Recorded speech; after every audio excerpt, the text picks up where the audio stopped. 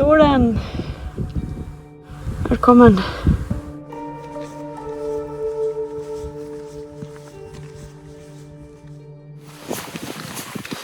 Ja, nu vill jag fan se stugan. Det är jävligt fint, men det är också jävligt skönt att ta av sig kängen. Kom igen då. Helvete, det fortsätter.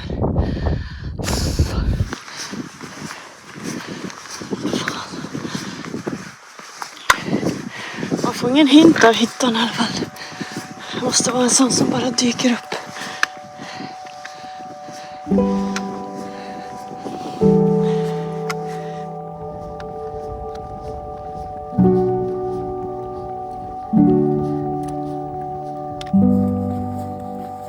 Efter en oväntat lång dag hoppas jag komma fram till en stuga. Dels för att vila, men framförallt för att komma undan det värsta av väder.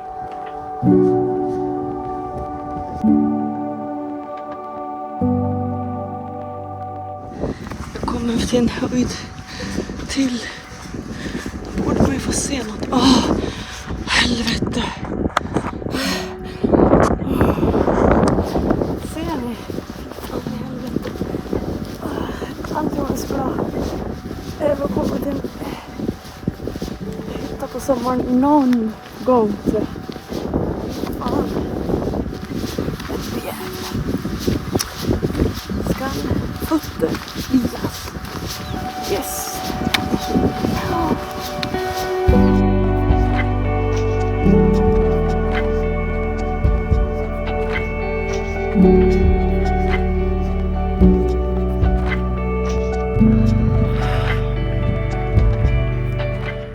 Nu är det.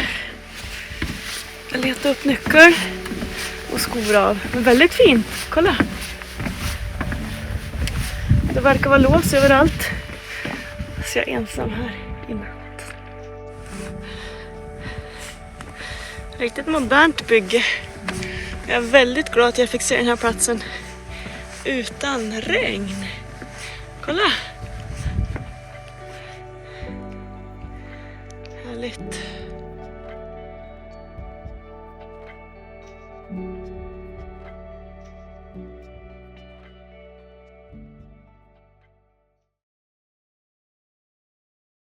Och jag är där.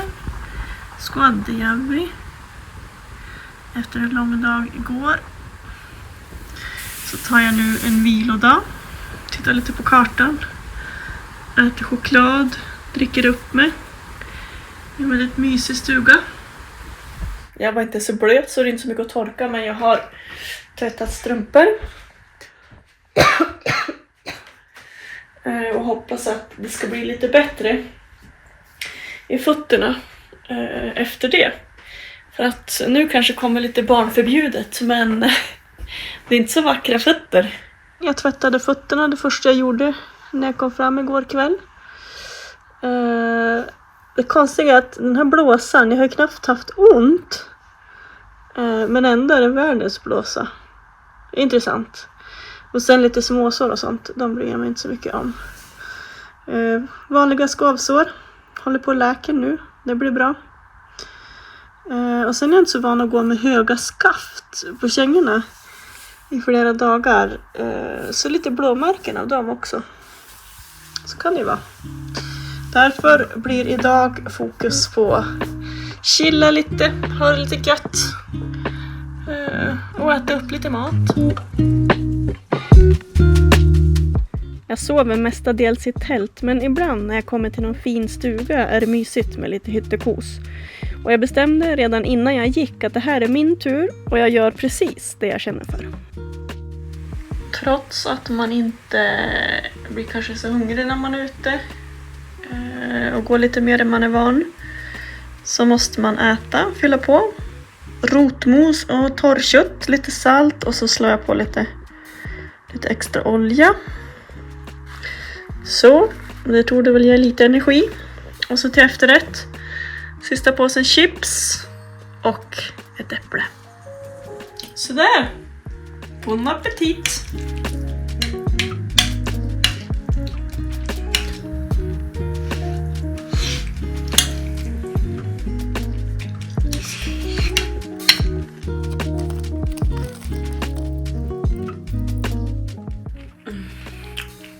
Man får ta liksom en tugga i taget. Jag har just fått sätta i mig 200 gram kött. Visserligen torkat så att det vägde bara 100 gram. Men varje tugga blir som en kamp. Och det var lite kul för jag träffade en norska, Linn. Och hon sa att hon slet också väldigt mycket med att äta. Och då hade hon det liksom tipset att hon gör matsudoku. För det är så mycket som man kan tänka sig att man gör när man äter mat. Precis som när man äter själv överhuvudtaget. Att man hittar på 1000 andra saker som är roligare eller sådär bättre. Men hon sa att hon gjorde så att hon tog en tugga. Och sen så fick hon lösa en sudoku. Och så tog hon en tugga. Och så fick hon lösa en till. Det är svårt att ha sittande måltider alltså. När man är själv. Fan. Bara lite chips kvar. Men jag har gått och sugit på den här chipspåsen i 4 dagar. Och jag vill bli av med vikten. Men det var inte så goda chips. Nej, det var inte Salem-chips direkt. Nej.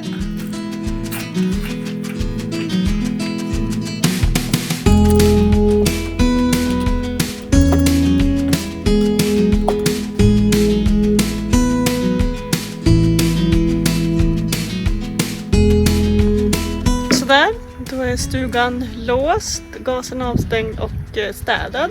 Det gjorde jag också när jag drog. Nu sätter vi igång.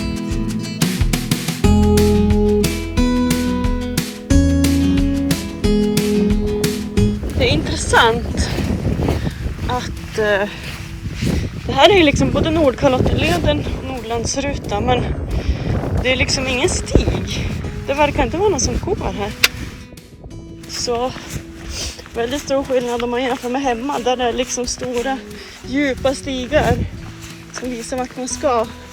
Här får man faktiskt hänga med lite grann på karta och kompass.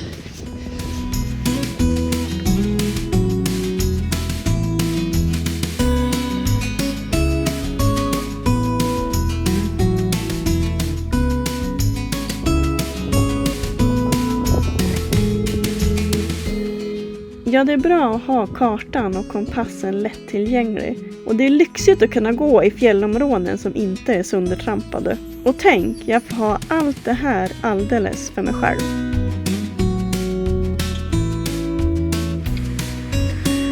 Och jag tror det är en snösparv. Trevligt sällskap.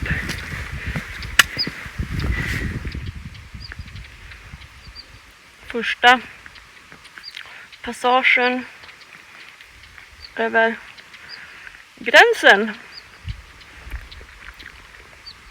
Och det är ganska fint. Det firar man ju. En liten bit av någon bar av något slag. Och lite vatten. Och så kom solen fram. Oj, oj, oj.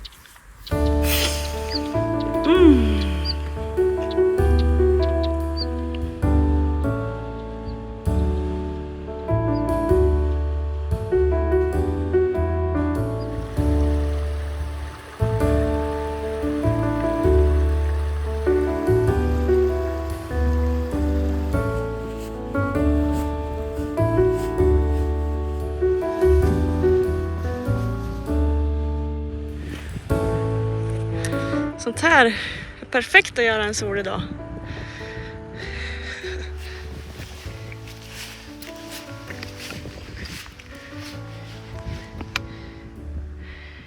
Racka vägen ner till vägen. Men det var ju väldigt fint åt det här hållet också. Och en liten stig, det uppskattar man alltid i branten.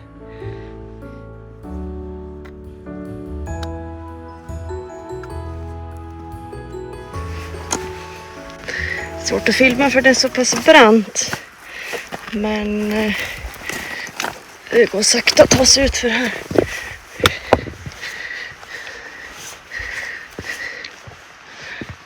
Dit ner någonstans ska vi. Högt där uppe börjar vi.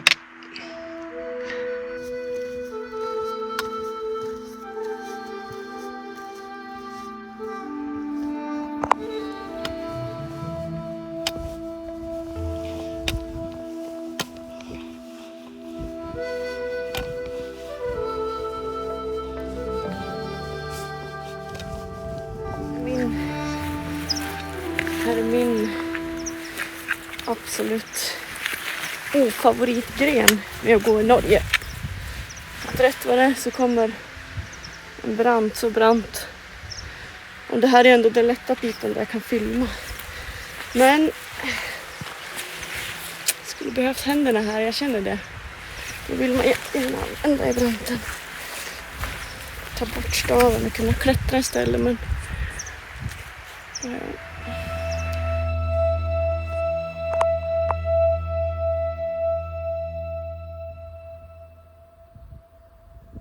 ledsystemet i Norge, det är oftast graderat med blått, lättast, eller grön lättast, sen blått, sen rött och sen svart.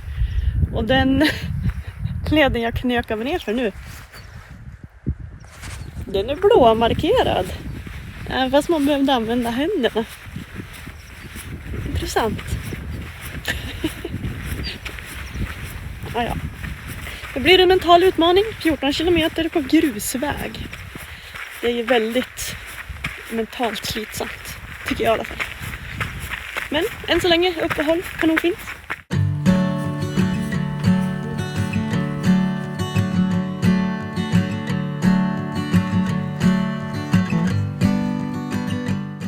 Inte bara ett riksresa utan en skylt. Så just nu med löparskorna går jag in i Sverige.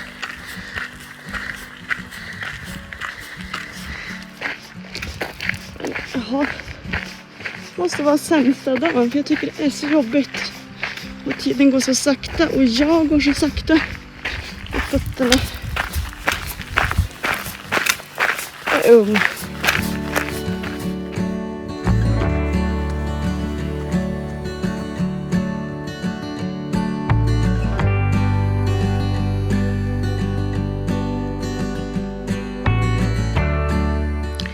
Fascinerande med blåser.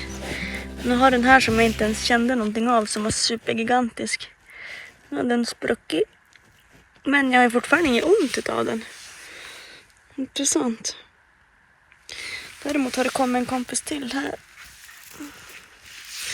Jag får hålla den under uppsikt också då. Det är så himla märkligt egentligen att gå. Alltså man går ju mitt i civilisationen så här. Det är ju kanonbra väg. Kraftledningen. Det är kraftverk och dammar. Och så tänker man att det här är ju civilisation liksom. Men jag har inte träffat en enda människa. Och ingen mottagning heller. Så man kan ju typ inte se väderprognoserna. Även fast det känns som att man går 1,5 mil mitt i liksom vilken civilisation som helst. Det är fascinerande. Nordnorge funkar.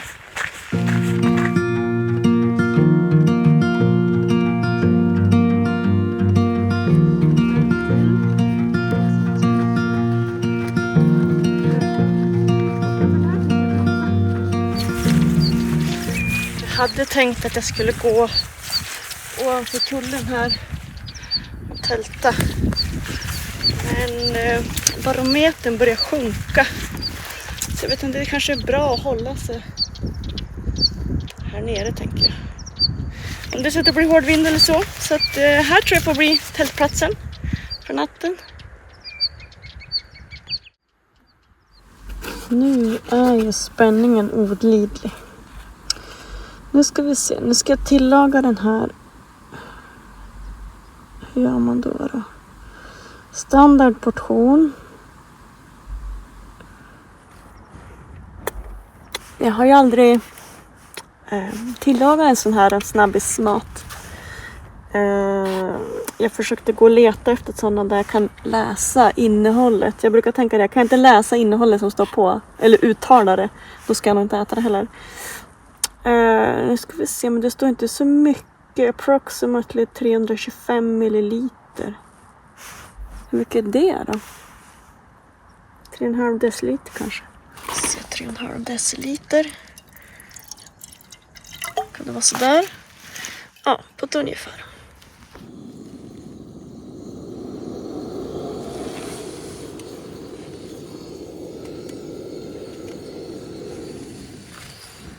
ska vi se. Nu slår jag i. Ska bara titta så han inte. Jag tänker att lite mer vatten än vad som sägs, det skadar väl inte.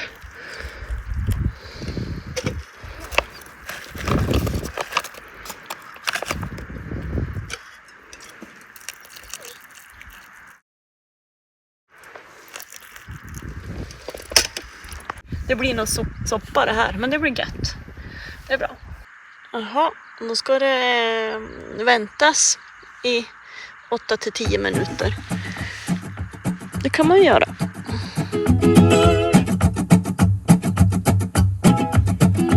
Och medan jag väntar så passar jag på att irritera mig lite över något. Någonting som gör mig irriterad, det är utrustning som inte håller. Och jag hade ett nytt regnskydd. Det har inte regnat en dag, nu har jag bara haft på det en dag för att liksom ifall om att regnet kommer. Kolla, det är flera hål redan. Det är inte ens ett ultralätt. Där är ett stort hål. Här nere, flera hål. Där är ett hål till. Det är bara att ta fram tejpen och lappa.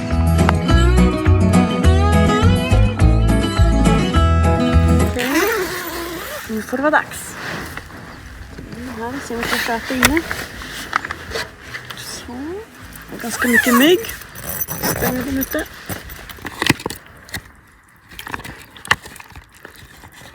Nu vet man om det är färdigt liksom. Massa vatten kvar. Nu ska vi se. Nu vart det nog rätt. Första gången jag äter kyckling på fjället. Tror jag. Kyckling och grönsaker.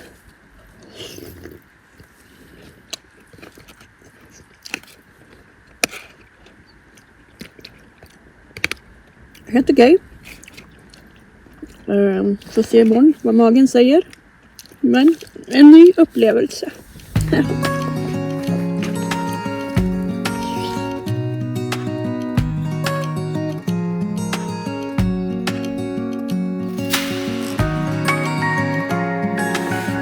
Sådär.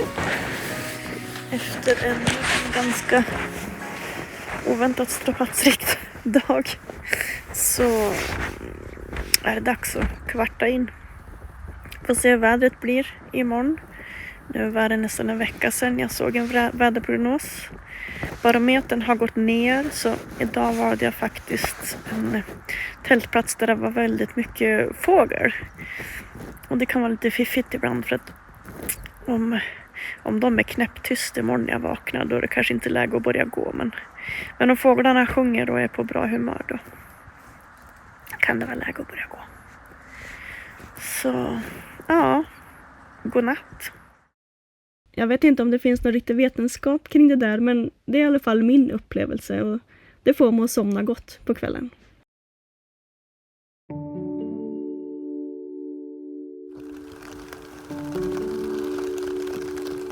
Regn imorgon.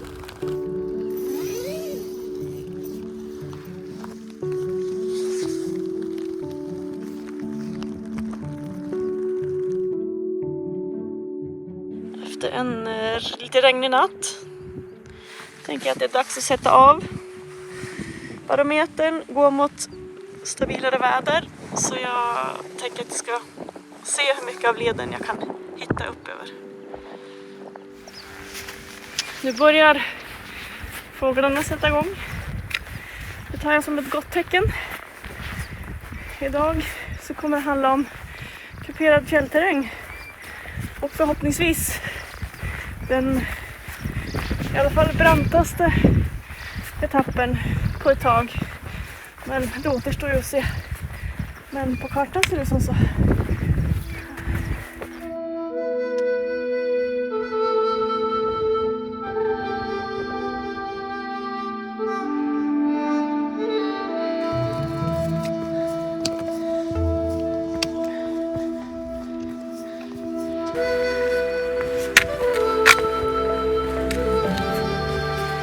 Säg Tage.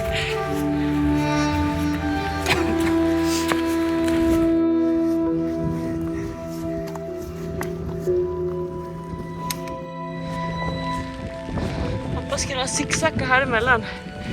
De här svanbergen vill jag inte gå på.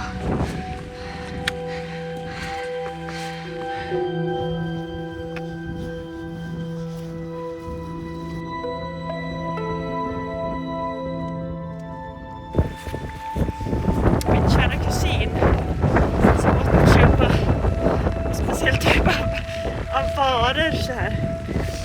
Och jag har ju som aldrig ätit, jag vet inte vad det är, jag tror att det kan vara proteinvara eller någonting. Men med choklad i alla fall, från jordnötter. Jag har ju som aldrig ätit det. Men nu, satan vad gott det är. Det har gått 2 timmar. Det är liksom inte läge att sitta och äta lunch. Så går man i sig en halv var. Får man tacka för helt enkelt.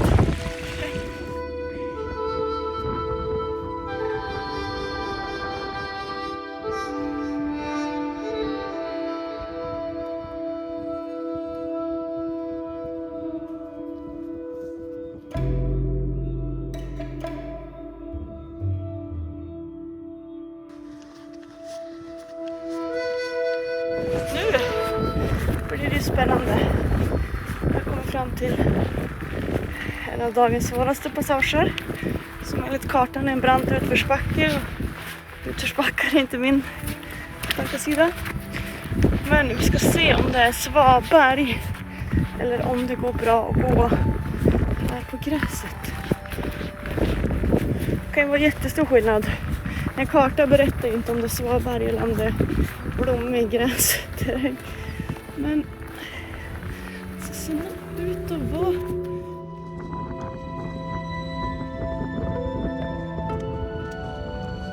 Slottningen blir brantare och brantare. Regnet och vinden, det hjälper inte heller till. Och frågan är ju, hur ser det ut när jag kommer lite längre ner?